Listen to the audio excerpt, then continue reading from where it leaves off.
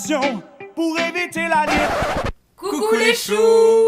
Aujourd'hui, c'est le vendredi 29 novembre. Et qu'est-ce qui se passe aujourd'hui? Le Black Friday, Black Friday.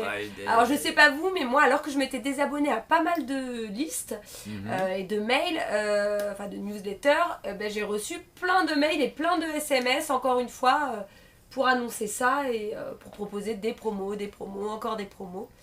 Et voilà, c'est bien relou quoi.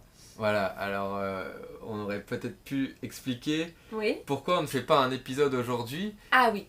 Voilà, parce qu'en fait, on n'a pas le temps pour le moment, on n'a pas réussi à trouver le temps, mais on voulait quand même vous voir absolument aujourd'hui, parce que j'ai repris mon spectacle pour enfants que j'ai créé qui s'appelle Princesse mais pas trop, et du coup c'était répétition, enfin il y avait plein de choses à faire, il y a vraiment beaucoup de boulot, et du coup ça a décalé un peu les épisodes, on est désolé, mais on a hâte de vous retrouver plus régulièrement, mais on fait vraiment du mieux qu'on peut. Voilà, mais aujourd'hui on était obligé de venir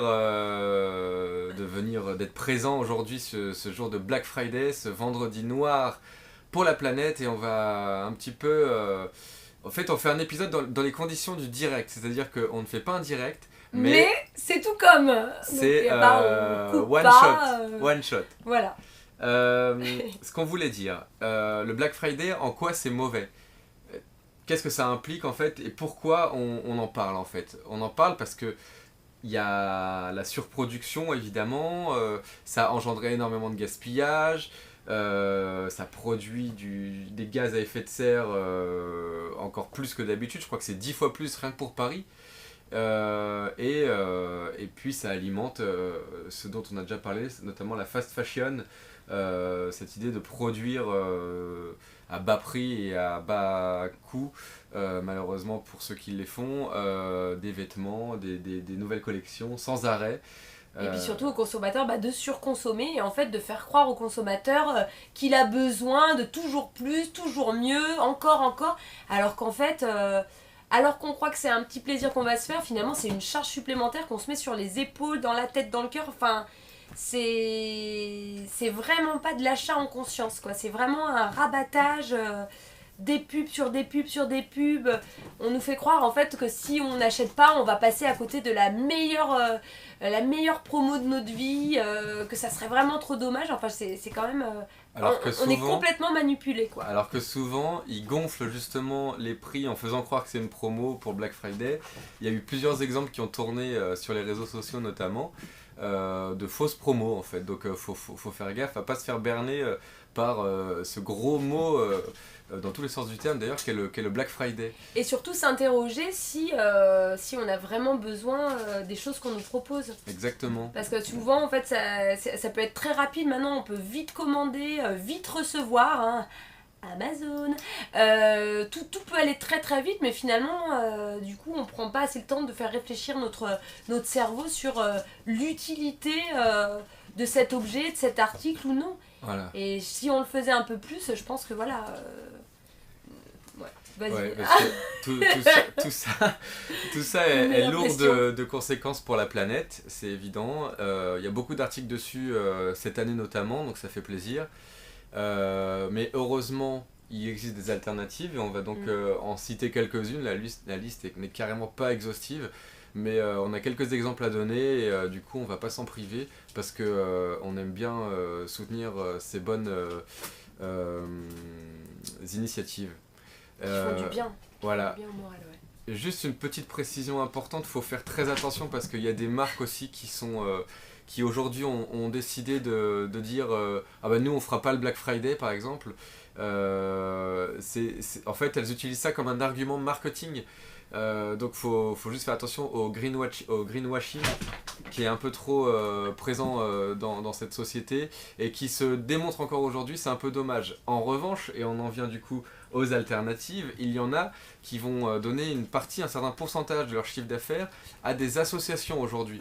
Ça c'est super. Ça c'est super et ça on n'a rien à redire à ça, mais voilà, juste attention au greenwashing comme toujours.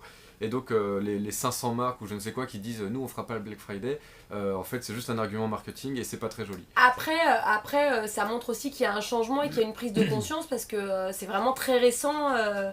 Toutes ces réactions contre le Black Friday n'ont que quelques années, donc c'est quand même positif, mais ne soyons pas idiots non plus, quoi. Stoppons le Black Friday tout court, en fait, tout simplement, en fait. On n'a pas besoin que 500 marques fassent les héros, voilà. Surtout que ça vient des États-Unis, que les États-Unis, tout se fait à outrance et que... Le petit coup de gueule, et quoi. que voilà, c'est pas la peine qu'on suive l'exemple des États-Unis sur ce point-là, sur ce qui est de la surconsommation, quoi. Ouais. On en vient donc aux alternatives tout de suite. Ouais, les alternatives, quelques-unes. On va parler de choses, d'associations ou d'entreprises vraiment concrètes avec leur nom, mais aussi d'actions et de bons usages qui peuvent contrer cette surconsommation. Alors Pouce, je suis désolée, je suis obligée de faire une petite parenthèse. Si on entend du bruit comme ça, je sais pas si vous entendez, c'est que Pierre en fait a trouvé, en descendant notre chien Pucci, il a trouvé un chaton dans la rue qui avait dû être lâchement abandonné ou mis dans une poubelle, il n'y a pas de souci. Et il l'a trouvé à ses pieds. Et du coup, en fait, on la garde, elle s'appelle Georgette. C'est Georgette. Mais Georgette est dans sa phase d'excitation. Elle est venue dans la vidéo tout à l'heure. Ouais, elle est venue, mais là, du coup, elle est très excitée, donc elle court partout. Voilà, allez, on va en venir aux alternatives. Il me coupe. Mais non, mais sinon, ça va durer. Alors, il est 17h, le Black Friday est bientôt terminé. Et la petite fabrique lumineuse vous dit de ne pas consommer. Donc, évidemment, en alternative, on a pensé notamment à Emmaüs. On a sur Paris des boutiques comme la boutique Sans Argent. Tout est dans le titre, hein, pour le coup. On a rejoué, on en avait déjà on avait fait un épisode pour les jouets. Enfants. Pour tout en plus, Noël approche, allez-y, franchement. Mais on va en reparler. Des jouets de super qualité, remis en état par... des travailleurs sociaux, etc. Enfin, c'est génial, ça crée du... Toute la démarche est géniale, quoi. On n'a rien à dire, c'est super. Les recyclettes, tu voulais peut-être en parler ? Les recyclettes, oui, c'est Laurence qui crée en fait des... on mettra les liens, évidemment, dans le... Comment dire ? Oui, en dessous, quoi. La description. La description. Qui crée en fait des poupées, des doudous à partir de matériaux. Elle recycle en fait des tissus, des chaussettes, tout ce qu'elle trouve, même des petits bijoux. Elle peut mettre des perles sur les petites poupées. Et elle crée des personnages fabuleux, vraiment trop jolis. Et voilà, c'est une superbe initiative. C'est vraiment des personnes comme ça qui donne de l'espoir et puis qui donne envie de changer les choses, quoi. Donc on voulait vraiment en parler, mais on fera un épisode dessus, donc là, voilà. On va parler aussi des dépôts-ventes. Nous à Paris, il y en a un notamment qu'on aime beaucoup, mais qui s'adresse uniquement à la mode masculine. Et comme il n'y en a pas beaucoup, on fait un petit projecteur dessus. Ça s'appelle les Beaux Mecs, c'est dans le 11e, je crois. Ouais. Donc voilà, super boutique de dépôt-vente pour éviter de sortir du circuit de consommation classique. Et puis on privilégie surtout le zéro déchet. C'est l'occasion en tout cas de privilégier le zéro déchet ce Black Friday, même s'il faut le faire toute l'année, mais là pourquoi pas commencer aujourd'hui. Donc le zéro déchet, c'est le vrac, les fripes. C'est réparer ce qu'on a chez soi, parce que finalement réparer aussi, ouais. On nous dit prends ça, achète. Mais finalement on a plein de choses chez nous et des choses qu'on peut redécouvrir, qu'on peut remettre en état, et ça apporte vraiment du baume au cœur pour le coup. Exactement. Parce que finalement tous on a vraiment beaucoup de choses chez nous et qu'on n'utilise pas, quoi. Ouais, c'est ça, c'est sortir du modèle, on fabrique, on consomme et on jette. On peut réparer, il faut dire non en fait à l'obsolescence programmée et, on peut casser cette chaîne. Voilà, ouais, on peut casser cette chaîne, mais c'est très simple, il y a rien de compliqué à ça. C'est juste qu'on nous a vendu un modèle où on jette une fois qu'on n'en veut plus et on rachète sans arrêt, voire plus qu'il n'en faut, notamment aujourd'hui. Et donc c'est pour ça qu'on voulait parler de tout ça et de changer de modèle. Et si on en parle, c'est aussi parce qu'on a pu être avant complètement instrumentalisé par les marques. Je veux dire, toute cette pensée-là qu'on a maintenant et dont on vous parle, on ne l'a pas eu tout le temps parce qu'on ne se rendait pas compte. On était dans une espèce de tunnel où consommer, en gros, c'est être heureux. Là, on va faire une affaire, faut pas rater. On a été vraiment là-dedans, mais là, on a pris beaucoup de recul et on se rend compte à quel point, enfin en tout cas, je parle personnellement, j'ai pu être instrumentalisée, telle une marionnette, par les marques en me disant c'est super, il faut une promo, alors que non, en fait, c'est parce qu'ils veulent plus d'argent, qu'ils veulent plus vendre, qu'ils ont des stocks à écouler et qu'ils veulent en fait qu'on soit que ça soit comme c'est un peu comme une addiction en fait.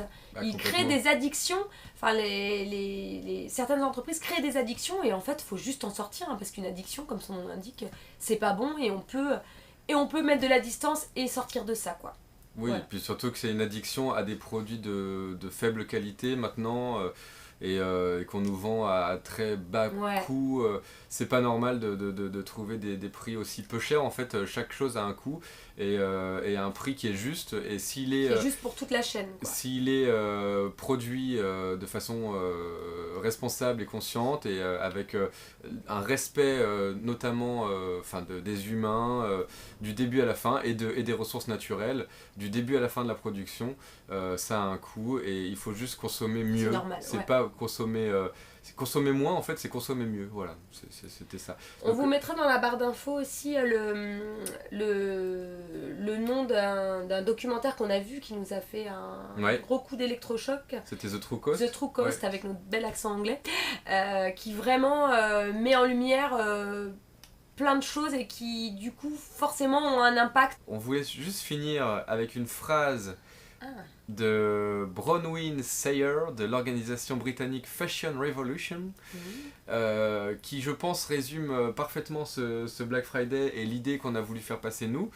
Donc la phrase la voici, c'est: quand nous cédons à ces promotions et rabais, nous signifions aux entreprises qu'elles peuvent impunément produire à l'excès au détriment des employés et des ressources naturelles. Tout est dit. Tout est dit. Bravo bébé. Merci bébé. Bon. Tout est dit. Voilà. Les employés, les ressources naturelles, on peut pas accepter ces rabais. Ça veut dire accepter des mauvaises conditions de travail, des mauvaises conditions pour la planète. Et ça suffit quoi, stop. Ouais, là je pense qu'il est temps d'arrêter. Hein. Si les marques s'en rendent pas compte encore, elles vont s'en rendre compte justement avec l'impact des consommateurs qui vont mettre un veto et qui vont changer les choses. Ah oui. On y croit. Consommateur, Ouais, toujours. Bon, on vous fait des gros bisous. On espère vous retrouver très rapidement pour un épisode. Merci de nous avoir suivis et on va essayer de revenir plus régulièrement prochainement. Ouais. C'est vrai qu'on a eu du mal ces derniers temps parce qu'on avait beaucoup de travail pour ta pièce et mais si vous êtes sur Paris, profitez-en pour venir nous voir justement et voir Vanessa.